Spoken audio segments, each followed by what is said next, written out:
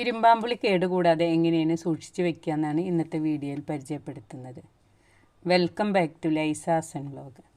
അപ്പം നമ്മളൊക്കെ വെറുതെ കളയുന്ന ഇരുമ്പാമ്പുളി എങ്ങനെയാണ് കേടുകൂടാതെ നമുക്ക് സൂക്ഷിച്ച് വെക്കുക എന്നുള്ളതാണ് പരിചയപ്പെടുത്താൻ പോകുന്നത്.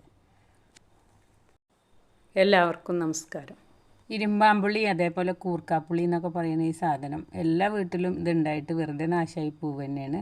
നമ്മളെ വീട്ടിലൊക്കെ അങ്ങനെ തന്നെ ആയിരുന്നു. അപ്പോൾ ഈ വർഷം ഞാൻ കുറച്ച് കായതുമെന്ന് പറിച്ചെടുത്തിട്ട് ഉണക്കിയെടുക്കുകയാണ് ചെയ്തത്. അപ്പം നമ്മൾ എങ്ങനെയാണ് ഇത് ഉണക്കിയെടുക്കുന്നതെന്ന് കാണാം. ഈ ഇരുമ്പാമ്പുളി മീൻകറിയിലൊക്കെ ഇട്ടാൽ നല്ല ടേസ്റ്റ് ഉണ്ടാവും. പക്ഷേ ഇവിടെ വീട്ടിൽ ആർക്കും ഇഷ്ടമില്ലാത്തതുകൊണ്ട് നമ്മളങ്ങനെ എപ്പോഴെങ്കിലുമൊക്കെ ഒന്ന് വെക്കുന്നല്ലാതെ കാര്യമായി എടുക്കാറില്ല.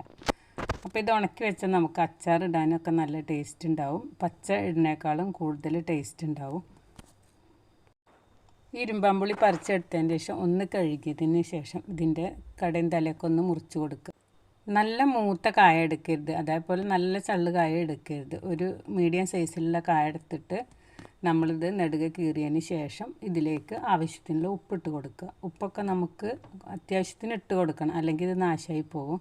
ഇരുമ്പാമ്പുളിയുടെ എല്ലാ ഭാഗത്തും ഉപ്പ് എത്തണം. എന്നിട്ട് നമ്മളിത് ഒരു എന്തെങ്കിലും പാത്രത്തിലോ അല്ലെങ്കിൽ എന്തെങ്കിലും ഒരു ഷീറ്റിലോ ഇട്ടിട്ട് നല്ല വെയിലുള്ളിടത്ത് വെച്ചിട്ട് ഉണക്കിയെടുക്കണം.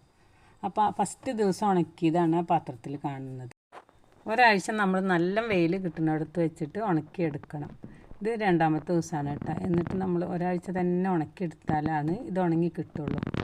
അപ്പോൾ ഇതിലത്തെ വെള്ളം മുഴുവനായിട്ടും വെയിൽ കൊണ്ടിട്ട് വറ്റി പോയതിന് ശേഷം നമുക്കിത് ഫ്രിഡ്ജിലോ പുറത്തോ എവിടെ വേണമെങ്കിലും സൂക്ഷിച്ച് വെക്കാവുന്നതാണ്.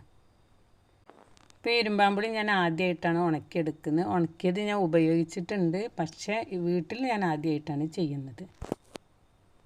അപ്പം നമ്മളിത് വീട്ടിൽ ആളുള്ള ദിവസമാണ്, എല്ലാ ദിവസവും ഇത് വെയിലത്ത് വെക്കേണ്ട. ആളുള്ള ദിവസം നമുക്കിത് കട്ട് ചെയ്ത് വെക്കാൻ പറ്റുള്ളൂ.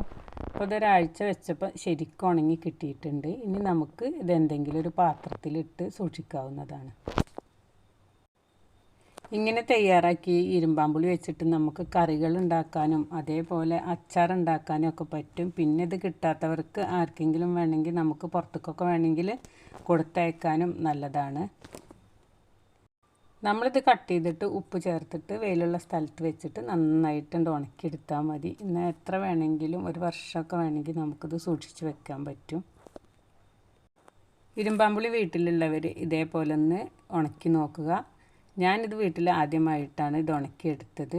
അറിയാത്തവർ എന്തായാലും ഒന്ന് ചെയ്ത് നോക്കണം. നല്ല ടേസ്റ്റോട് കൂടിയിട്ടുള്ള നമുക്ക് അച്ചാർ തയ്യാറാക്കാൻ പറ്റും. വെയിലുള്ള സമയമായതുകൊണ്ട് നമുക്കിത് ഉണക്കിയെടുക്കാനൊന്നും ബുദ്ധിമുട്ടില്ല. നിങ്ങൾക്കെൻ്റെ ഈ വീഡിയോ ഇഷ്ടമായെന്ന് കരുതുന്നു. വീഡിയോ ഇഷ്ടമായാൽ നിങ്ങളെൻ്റെ ചാനൽ ആദ്യമായി കാണുകയാണെങ്കിൽ സബ്സ്ക്രൈബ് ചെയ്യാനും ലൈക്ക് ചെയ്യാനും ഇഷ്ടപ്പെട്ടാൽ കമൻറ്റ് ചെയ്യാനും മറക്കരുത്. മറ്റൊരു വീഡിയോയുമായി വരാൻ ശ്രമിക്കാം. Thanks for watching.